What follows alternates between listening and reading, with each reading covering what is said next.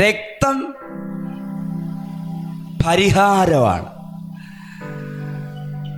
അപ്പം മാംസം ജീവനാണ്. അസ്ഥി വാഗ്ദത്തമാണ്. പുസ്തകങ്ങൾക്കകത്ത് നമ്മൾ വായിക്കുന്നു, അസ്ഥികളൊന്നും ഒടിഞ്ഞു പോകുകയില്ല. യേശുവിൻ്റെ അസ്ഥി ഓടിക്കാൻ തൊട്ടപ്പുറം ഇപ്പുറം കിടന്ന ആൾക്കാരുടെ കാൽമുട്ടുകളുടെ അസ്ഥികൾ അടിച്ചൊടിക്കുമ്പോൾ യേശുവിൻ്റെ കാലിലെ അസ്ഥികൾ ഒടിക്കാൻ പറ്റാത്ത രീതിയിൽ ആ സാഹചര്യം വഴിമാറി. അതൊരു വാഗ്ദത്തത്തെ കാണിക്കുന്നത്. ഹല്ലേലൂയ.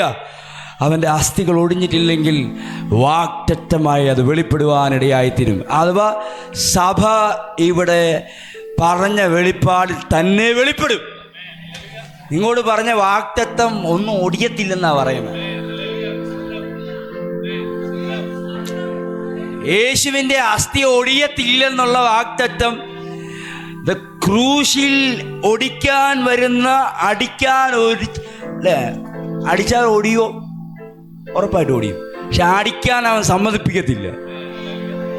അത് വചനം പറയുന്നു, അത് നിവർത്തീകരിക്കപ്പെടേണ്ടതാണ്. അസ്ഥി വാഗ്ദത്തത്തെ കാണിക്കുന്നത്. അതുകൊണ്ടാണ് യാക്കോബിൻ്റെ അസ്ഥി എടുത്തുകൊണ്ട് കനാൻ ദേശത്തിലേക്ക് അവർ പോകുന്നത്. ഞാൻ ആത്മാവിൽ പ്രവചിക്കുന്നു, വാഗ്ദത്തം പുറപ്പെട്ടു വരാൻ പോവുകയാണ്.